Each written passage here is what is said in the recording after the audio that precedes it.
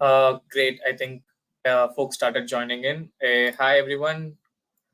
Yep. Good morning, good afternoon, and good evening to all of you joining us from different parts of the world. I am Sandeep, product is at Box, and I'm thrilled to be your host for this session. And we have Leandro here. And please introduce yourself in the Everyone. chat. Yeah, please introduce yourself in the chat and let us know where you're from and what you do. And also, if you got any questions, please post the questions in the QA tab, and we'll be picking the questions from there right after the session. The stage is all yours, Leandro. Okay, great. Thank you, Sandeep, for the introduction, and thank you, everyone. I'm super excited to be here today, sharing a few experiences with you guys.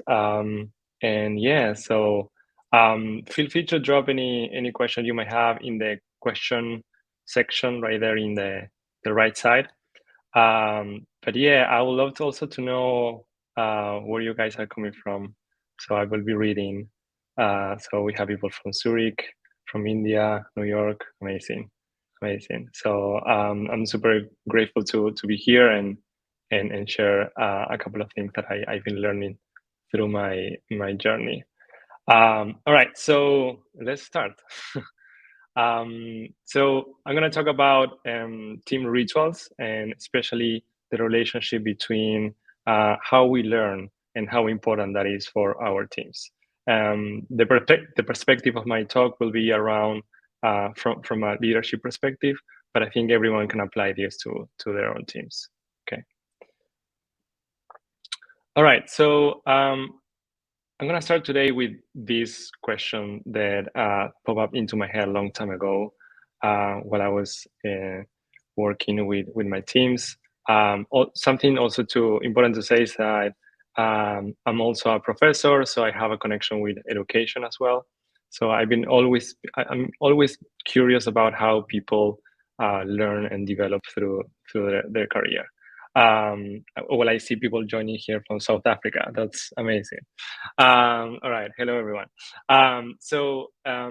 This is actually the one of the big questions that I always have. How do design professionals get better at what they do? How they improve? And this is how I want to start this conversation with you guys today. A little bit of a story of mine to share with you.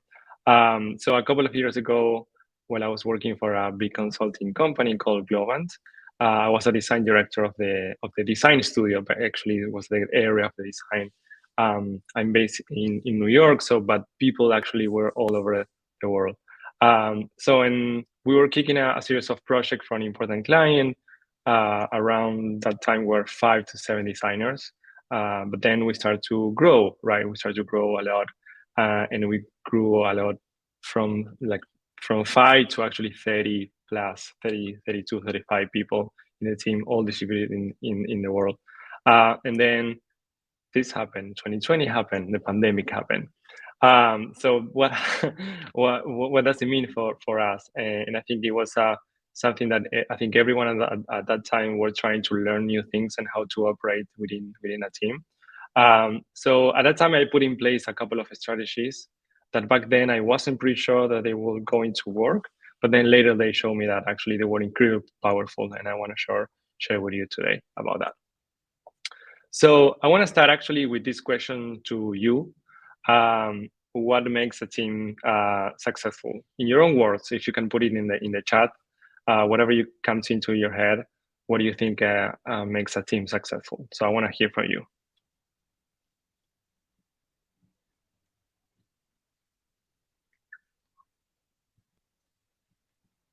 Let's see. Let's see.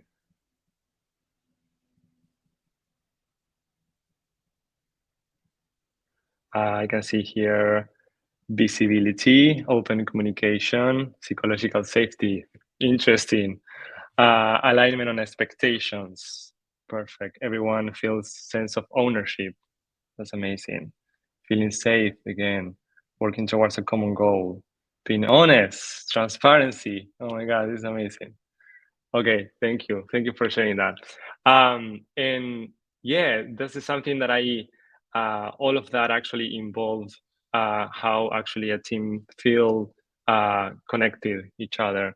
And I want to introduce to you guys a framework that Daniel Coyle laid out in his book Culture Code. I really recommend that book. It's like my Bible for teams. And he described that successful teams actually build safety, share vulnerability, and establish purpose. And within those three things, it's actually is the key recipe for success. And I think all of the things that you are mentioning here are within those things, right? So again, we said about psychological safety, trust, that's safety. Being honest, that's related to vulnerability, how we've been vulnerable.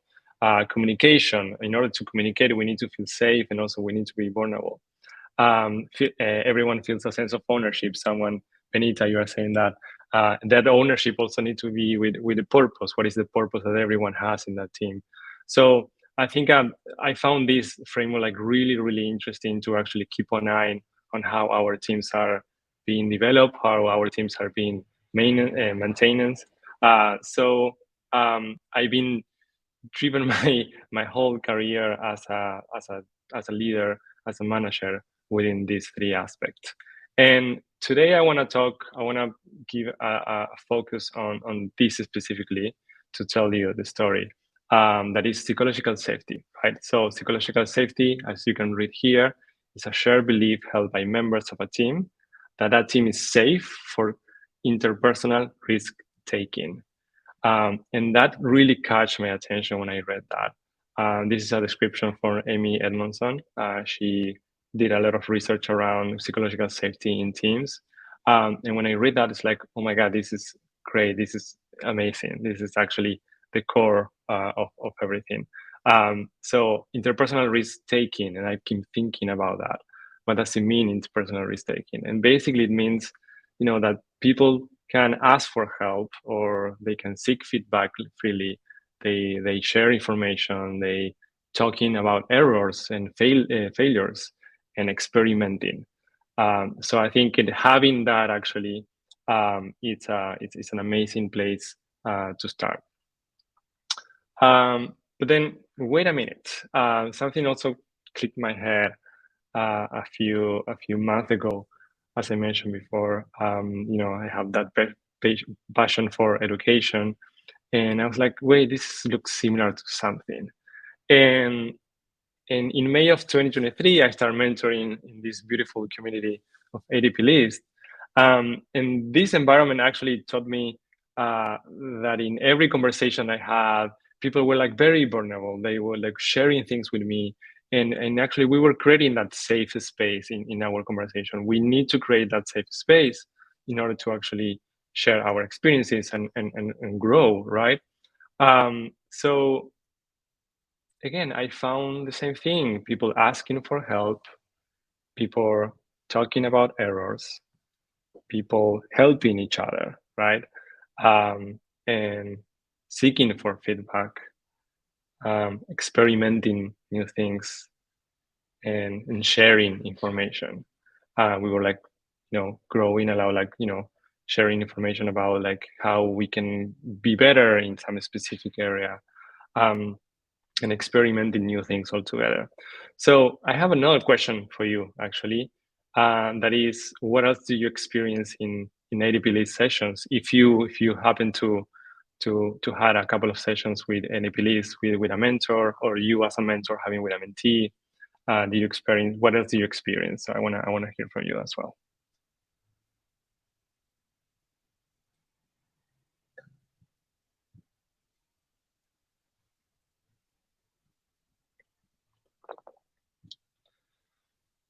Kindness. Wow, that's a really good one. Yeah, kindness. Thank you, Gabriela, for sharing. Um, I think those are all these elements that actually help us. Affirmation. Wow, that's awesome. Trying to grow together. Yeah. So I found myself in this community with all these aspects and these experiences, and sharing aspiration and dreams, Empathy, yes, empathy. that's a that's a really good one. Someone here says at times I felt this session was equivalent to therapy sessions when I expressed my vulnerability. Amazing. Thank you for sharing that, Somat. Yeah, so we have started to experience it like things like that. Um, and also we experience this in work, right? I think whenever we need to communicate and connect with other at an interpersonal level, we share these things, right? So that's why it's so important the feeling safe to take this risk to be vulnerable. So I think this is fascinating. And I keep reading. This is amazing. Being brave to share your own experience. That's amazing. Being brave, actually, put yourself out there. Um, and and basically, I said we learn, right? So that's how we learn. And again, being passionate about education and learning, and all my years as a professor, was like, yeah, I've been thinking this is how we learn. This is how we build those environments to grow. So coming back to psychological safety, there's a description for Amy Edmondson as well. Alleviates excessive concern about others' reaction to action that have the potential for embarrassment, right? So feeling safe actually eliminate that like threat of being exposed and being embarrassment about like maybe I don't know this, or maybe I need to know more. And I found that that's actually often having learning behaviors. When we are learning something new, we are that vulnerable. So that's why psychological safety is so important in teams. So we can say that we learn deeply when we feel safe to ask for help, seek feedback, share information, talk about errors, and experiment. For sure, there's more, right? So as you say, there's more things that we um, that we can do to collaborate. And this is based on baseline of collaboration, right? So if we don't have that, we cannot collaborate, we cannot work together. Um, so um, I think coming back to Daniel Coyle and this recipe, right? I start thinking, within these three aspects of safety, vulnerability, and purpose, there's team learning behaviors. That's how we learn. That's how I start to show how my teams and myself start to learn new things. And so why this is so important? And that's also another question. It's like, what? Why? um, and and I want to share here this insight that I had, like going through this journey. And I think there's a really strong correlation between safety and high performance teams, but in the middle we have learning.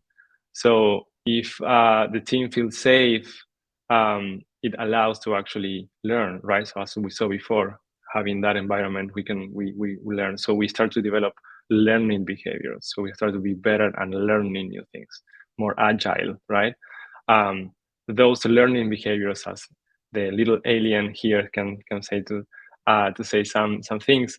Learning behavior consists of the activity through which a team obtains and process data, right? And then allow it to adapt and improve. So learning behavior, meaning we process data and we allow it to adapt and improve. And those learning behaviors allowed also for team effectiveness. That's actually the effectiveness of a team, right? So the better we adapt, the better we improve, the better we process data, and the faster we process data, we actually create high performance teams. And I'm talking high performance team in a broader sense, not only just to develop an outcome, but also how they develop itself as individuals within a group. So that to me is a high performance team. So how can we enable that cycle, right? So we say, okay, this is awesome in theory, but what we can do, right? So Amy Edmondson lays out a model of work team learning, right? How the team learn in a model.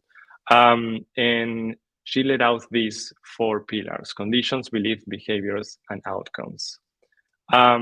So So within those pillars, we have within conditions, we have the structure of the team.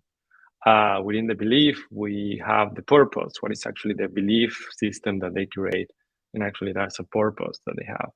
Within behaviors, we have, as we saw before, team learning. We can have more behaviors, but I will focus today on learning. So the team, how the team learn, and what are those behaviors, and the outcomes. And basically, it's just how the team performs, right? And within those, these are a couple of examples of what does it mean, the conditions, belief, behaviors, and outcomes. So within conditions, we have, again, the context support, how that people, how that team actually support each other, the importance of a team leader coaching or a mentor, right? Within the belief, we have the mission itself. What is actually the mission and the vision of the team? And what are the behaviors? Basically, as we said, within the learning behaviors, we have seeking feedback, discussion error, sharing information, experimenting. So those are the aspects within that. And an outcome, this is just an example that I put there, but an outcome could be satisfy customer needs and expectations. We designers design for people, and we want those needs to be solved. So that's the outcome. And a good performance on a team will have a good outcome. But then I was like thinking again, like, okay, this is perfect. This is a great framework in theory. Then, but what can help us to operate in a more tangible level, right? In a more visible level. So, what is actually what we can do to actually create this environment and operate and facilitate it, and specifically again on the behaviors, how we can, empower the team to actually create those learning behaviors. Um, and I found that rituals operate in the middle of the team belief, the mission, and the behaviors. And the rituals are activities with a strong symbolic meaning that can put in practice ideas and bring to the surface the belief and behaviors. It's actually something that we can start to operate and touch and play, but actually it's connected with this structure. So this is something that really fascinates me, and when I start to think about that moment when we're growing with my teams and everything, we start to apply those rituals, and this is actually what we were tackling, right? So basically the belief and the behaviors and impact the outcome of a team. But wait, what are team rituals? So another question to you, and I wanna ask to you, what do you think team rituals are? If you can describe it in your own words.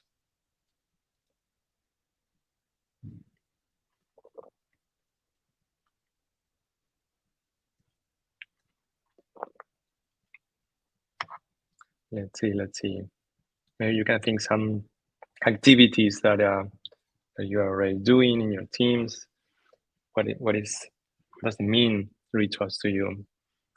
Here Gabriela says ceremonies that keep us together, habitual activities, retros, yes, team meetings, daily stand-ups, weekly meetings, activities that help us feel more connecting during remote work. Yeah, that's amazing. That's really important. Fun Friday, yes. Be transparent, recurrent meetings, and productive. For fun, yes, fun is really important. Designer corner meetings, amazing. I love it. I love it. Thank you for sharing. This is well, we're gonna deep dive into this.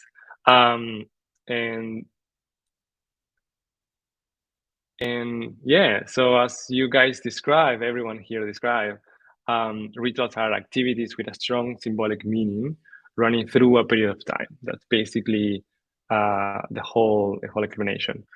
And within that, actually, that's all the things that everyone here is mentioned. And when done well, rituals in a team, rituals can decrease anxiety and create feelings of safety. They can give us a ground grounding sense of order and meaning, right? We have a meaning there. And then motivate us to create also collaboration. So they are really powerful, and there are all these activities that everyone here has mentioned it. And yeah, so um, it's really important for us to keep developing the that that structure that we talk about, being safe, being vulnerable, and have a purpose.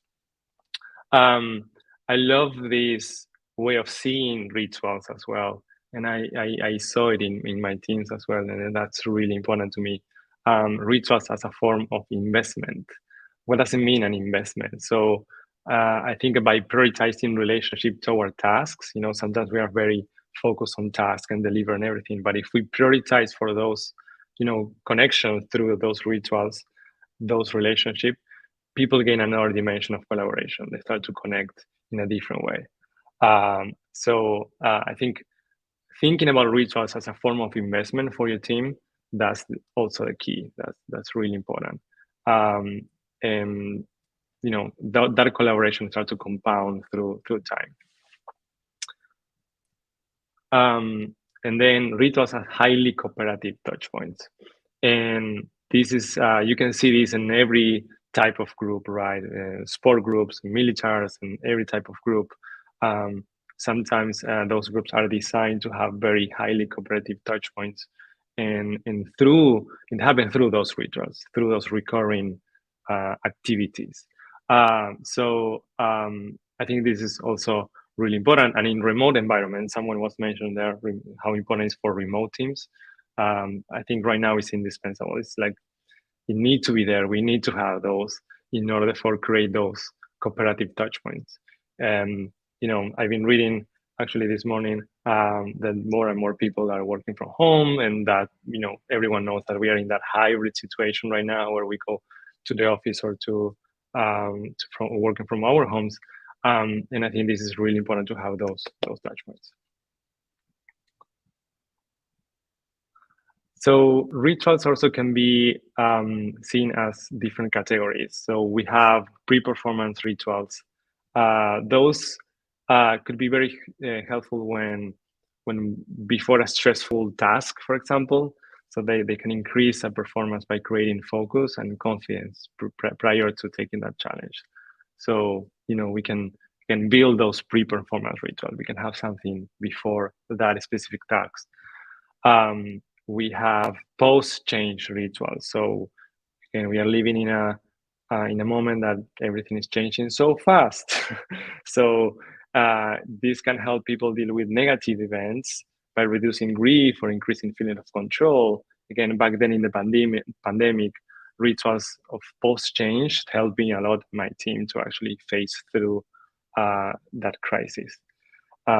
And then now we have more crises, but I think that's important also to keep that in mind. There also could be inspirational rituals, can help to increase creativity and innovation.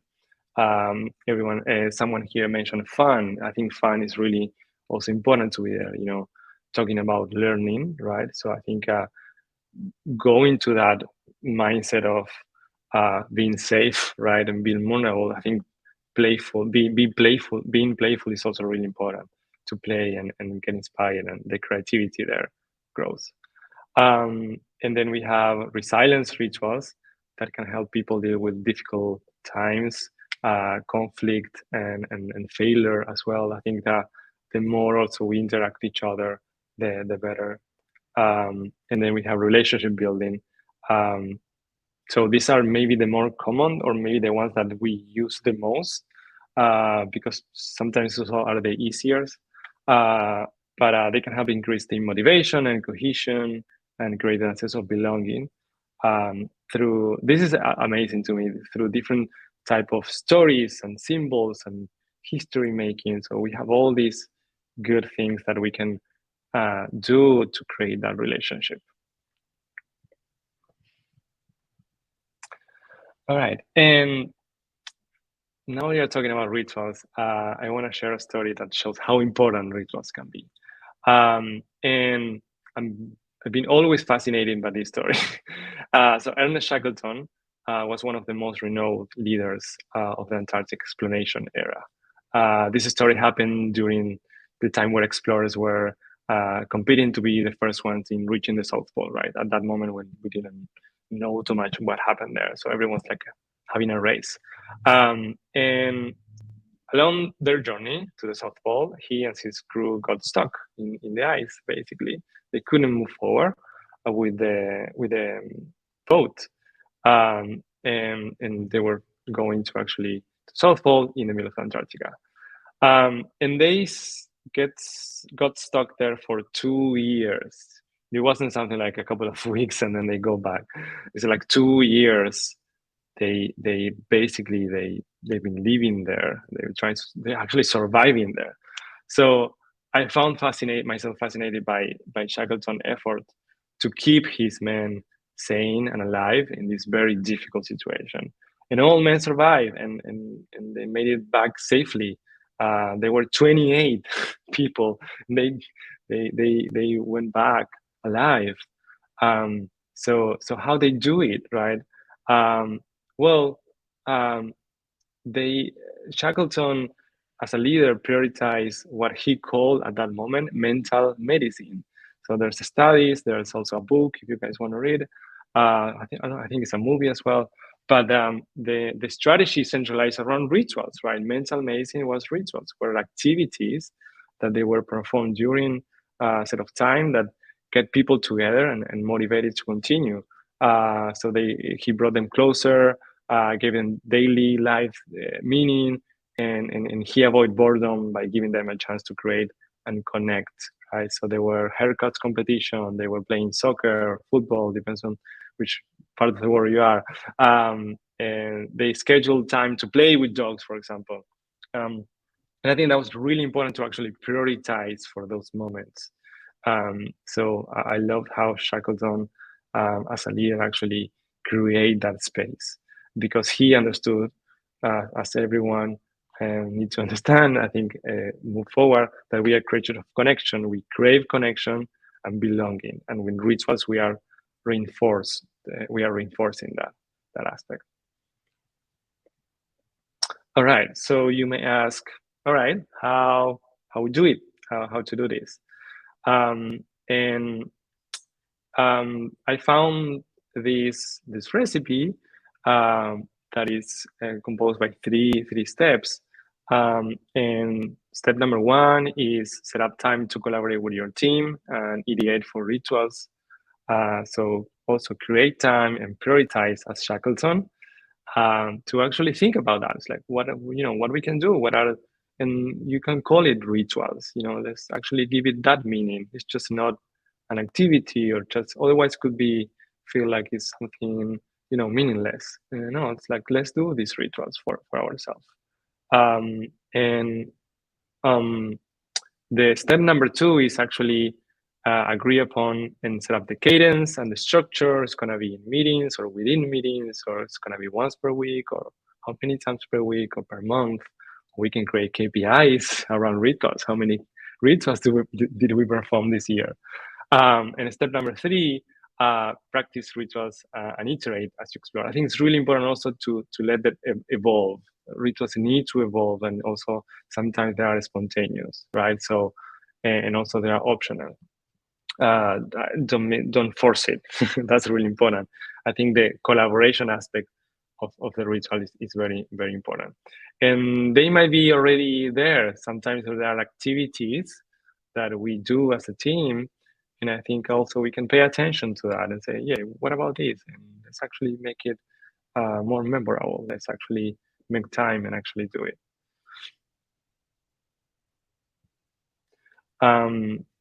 So bringing rituals to life. This is a few tips that I can share. But as we say, identify current rituals that might be happening at that moment. Get to know the people. I think that's really important. Get to know everyone and understand and be curious about their background and their connection. We can do different type of rituals based on that interaction.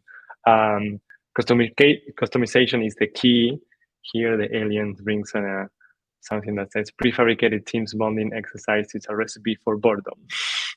If you bring something maybe from it's already there and we try to make it, maybe it doesn't feel right. Don't do it. Actually, create something that you feel it right for your team. Find those nuances, right? Those little things that can connect the dots. Uh, be generally curious. I think curiosity is really important also to be always curious to find those things.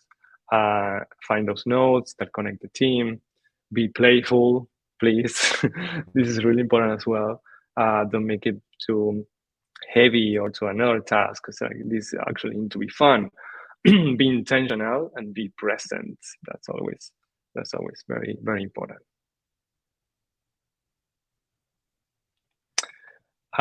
Okay, what my rituals look like. Um, so back to 2020, uh, we were around 30 to 35 designers all over the world. In the middle of the pandemic, lockdown, everyone in their own places, and we start to develop, and that's also start very spontaneous as well. We start to develop a couple of rituals that I want to share with you today. Um, and this is just an example. Yeah, as you mentioned before in the chat, there are a lot of them rituals that you can create, right? But it's just a couple of examples. um, so one of the examples is like we start to create activities and these rituals within meetings. So we didn't actually set up meetings for the ritual, but we start very, very small. So for example, we took 5 to 10 minutes to actually do an activity before a meeting. And one of those activities were um, everyone have like 2 minutes or 3 minutes to actually grab an object in their house or wherever they are and share that object. And for example, that could be a pen and then explain why you choose that object. And then, I don't know, for example, someone explain that they like to draw and they have skills in illustration. So that type of things, they start to connect each other with different passions as well. That's really important to share. We also start to define our own sign whenever we share screen. Slack has that, I don't know if it's still there, but that feature where you can draw in the, whenever someone is sharing the screen. So everyone starts to draw their own sign. So we're saying, okay, that person's joining. And then we start to create different type of things also, like a portfolio, a pet portfolio, and start to share that.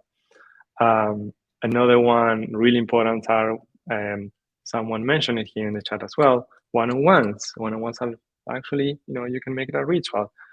We call it virtual coffee, and we encourage everyone to actually have virtual coffees or virtual teas or virtual coffees, and with everyone. And so we start to connect and we start to have those virtual coffees every week with everyone.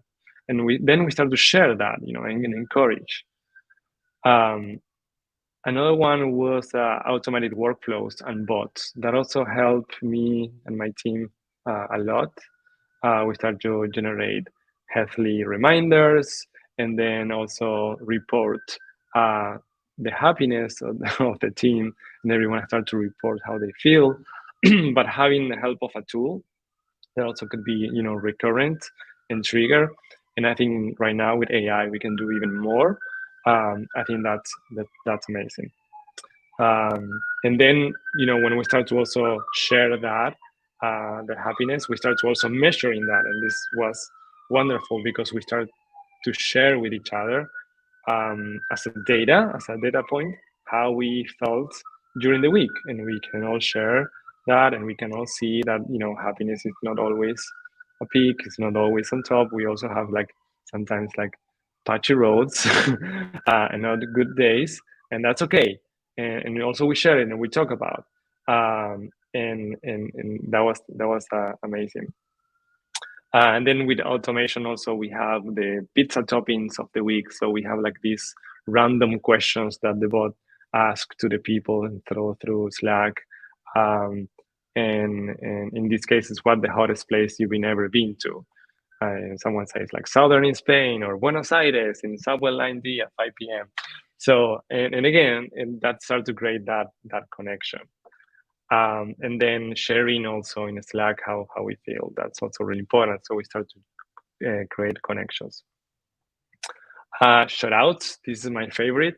We met every Friday as a retro, and we have space to actually do shout outs. But talking about customization, we actually customize those shout outs and we start to create our own awards, right? So we give awards to people of the team. And so we have the example of Speedy Gonzalez of the week, someone who is like quick in their task, or patient of the week, some conversations with the client, or chévere, like Spanish kind of language shout outs. But this is amazing because you can create that connection with every, that recognition. Actually, per recognition is really important. And we made it a ritual every Friday. We did it, and everyone was expecting that, and everyone was like thinking about that. So that was perfect. Um, and rituals are also could be synchronous or asynchronous, meaning like can happen in different moments of the day or the time. When we have people in North America and South America, and also we have people in Europe, and also we have people in India, time zone could be hard to actually align. So having rituals that are asynchronous are also really important. So for example, a shared playlist. We can all collaborate and build our own playlist, music or videos. But then again, it was a ritual to add every week, adding some song and sharing that. Um, Another one was actually everything was also condensed in these meaningful, what I call meaningful retros. We have these retro meetings where we start to prioritize for those connections, and suddenly become our hub of rituals as well. So we celebrate wins and fails. We can encourage that safe space by sharing, allowing the team also generate content and share what they learn. We have the shout outs that I said before. We have some showcases, reflective moments, or reflective, reflective things that we would like to have that week. And that was like a hub for a ritual. And at the end, we actually build our identity around rituals. And this is an illustration that we did back then. So we set up the galaxy, and we have the rituals, we have the initiatives on the side, we have the Slack channel, we have after office um, sessions as well, virtual coffee. So everything was part of actually this ecosystem. And I think it's also very interesting to see rituals as a whole ecosystem and how they can coexist and interact each other. All right, so to go, I want to say that this is possible, that it works, that applying these rituals and finding the ways and the time to actually and set up the stage for rituals and prioritize for rituals works. At the end, it really works. I've been seeing with my teams, and also more data is coming out every day about this. People felt less stressful, less burnout, more engaged, and especially again now in a moment with so much change in our industry, I think it's really important to actually pay attention to this, but also being hopeful that this work, and then we can do it, and we just need to put an intention and do it, and especially again right now. This is a business top 10 skills priorities for 2027 from the World Economic Forum. And here I highlight number 5 and 6 there. Number 6 is curiosity and lifelong learning, right? So coming back to how we elaborate that, how we actually enable that, that environment of psychological safety, and how we can create that behaviors of learning, and how we can learn together. I think that's really important. So curiosity and lifelong learning is there, right, in the top 10 of the top 10 skills priorities. for 2027. I think also for right now. And we talk about how rituals can help in many ways, and resilience, flexibility, and agility. And again, it's here in the top five, in the number five, sorry, of the top 10. So um, that's why it's really important, and I think we definitely need to put attention there and go towards that. So let's keep learning to become better, to do better for one another. So thank you so much for everyone, and thank you so much for sharing your thoughts and answer my questions there. I really appreciate this. It's been wonderful. But we can have some time to talk now and have some questions. Yeah, thank you, Leandro. I have a couple of questions, and also some of our audience also have posted their questions. I'll just bring one after another. So here's the first question: what else can we do to build teams where people can freely talk about that they feel and ask for what they need?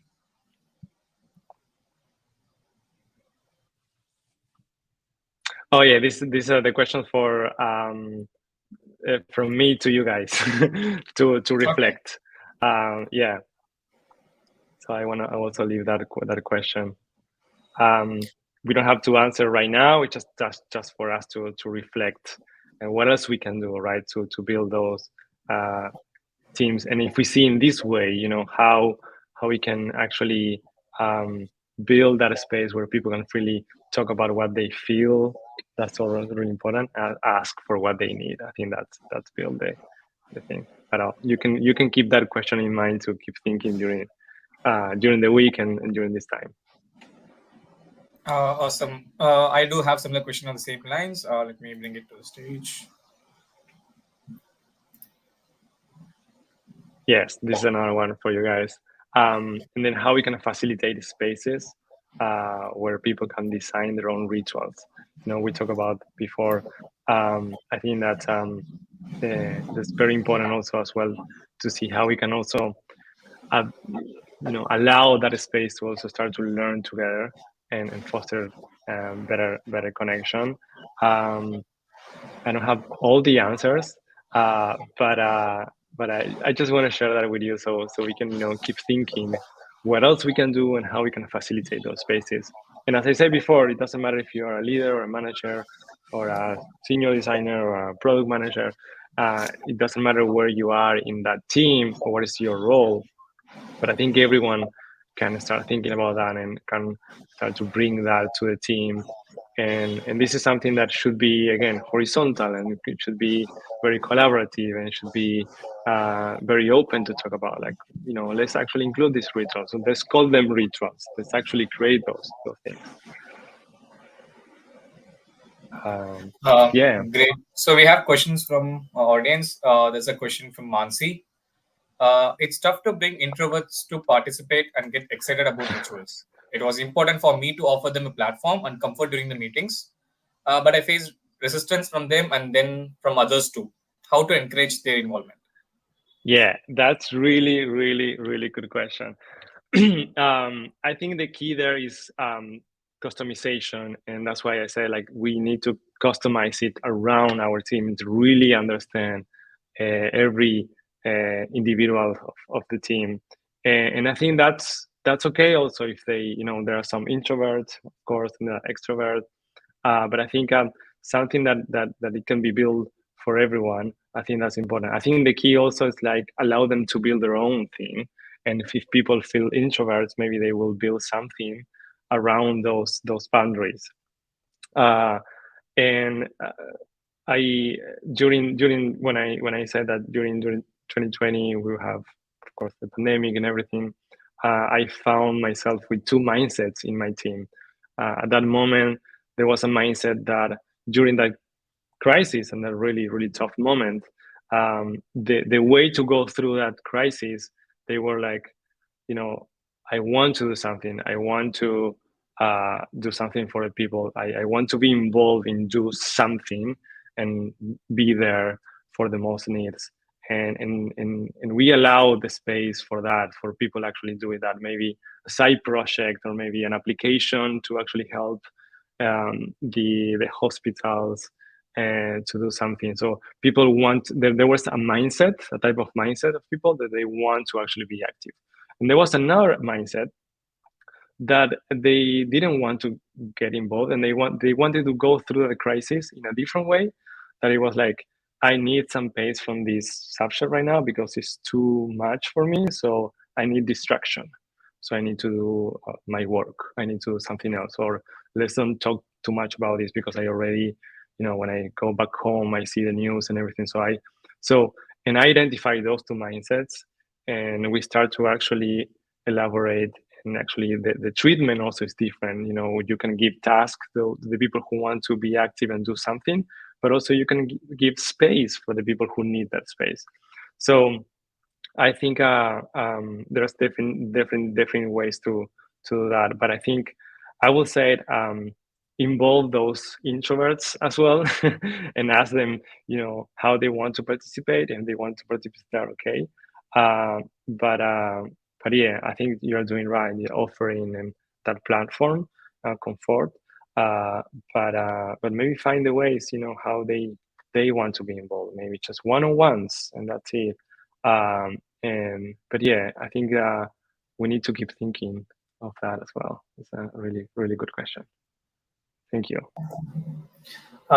Great. So we have a question from Anushka. Uh, Notion of having a stand up every day used to be my dreams ritual when I was interning, but it became very tiring and repetitive soon. And most of the team members started to reject it. What do you think about that? Yeah. Stand-ups are their own thing. They need to be functional, and I think if we do those activities just for the sake of doing those ceremonies, or because of uh, the sake of being in a framework that need to have that, I think they are not useful. I think we need to find new ways to do things.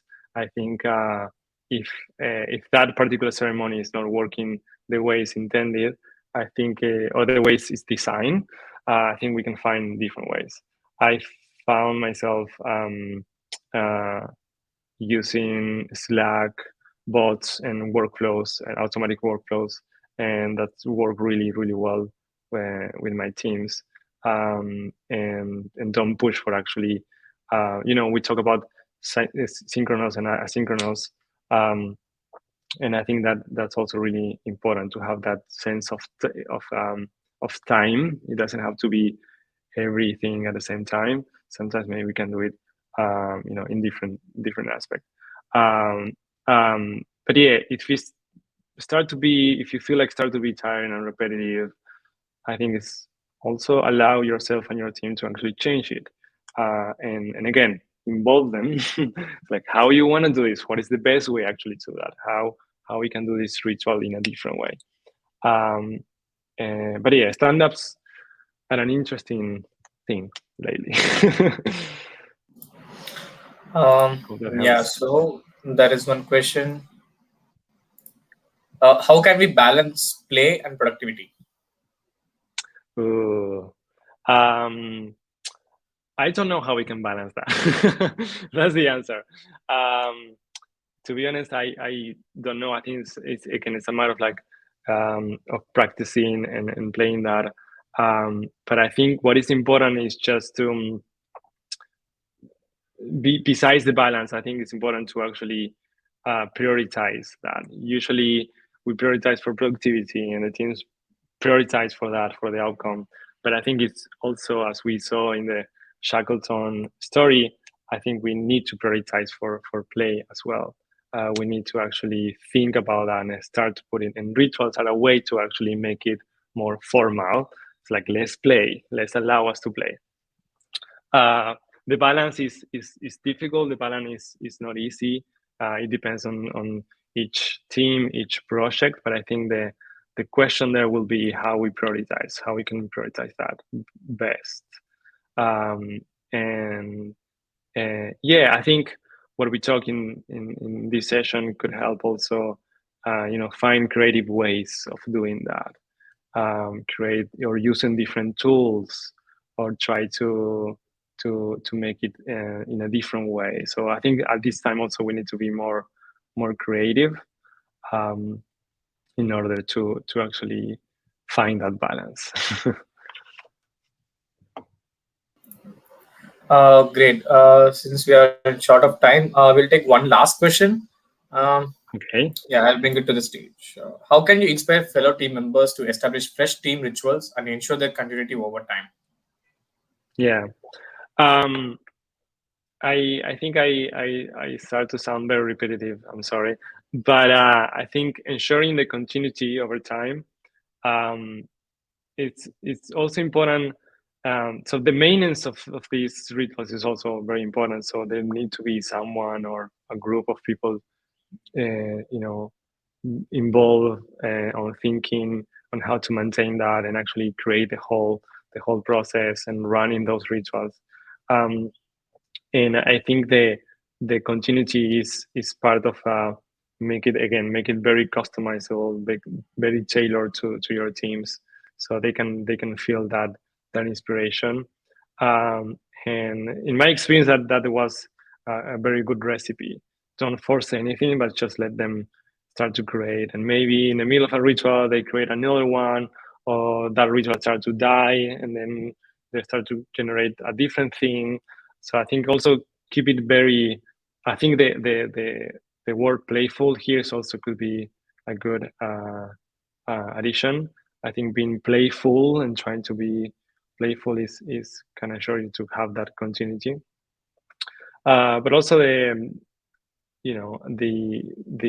also being vulnerable and talk about those things. It's like, hey, we are seeing that this is not working. Why is it not working? Or how we can make it better? Or is this actually useful or not? Or also, sometimes if that ritual needs to die, we need to let them die, and that's fine. And then we can move on, and that's fine. But I think the inspiration uh, also need to come from everyone. Um, that's also, one of the things I mentioned before is just trying to be very attentive on those nuances, on those connections. If someone talk about a specific hobby and then someone else talk the same, and then they start to connect.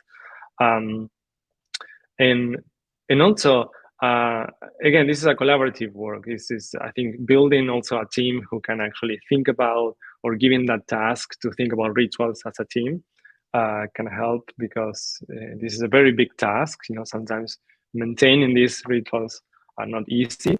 So open up to everyone and maybe create a specific team or group of people who can maintenance, that maintain that, actually, that process is always useful. I hope it helps. Yes, yes, it did, That's my Leandro. friend. Yeah, thank you so much for doing this, Leandro, for Edipilis BeMore Festival, and thank you so much, everyone, for attending this. If you got any Yeah. questions, you can reach out to Leandro on LinkedIn, and he's also mentoring on Edipilis platform. You can find him with his name. Thank you, everyone. Thank you everyone for joining. It was a pleasure. Reach out if you want to reach out.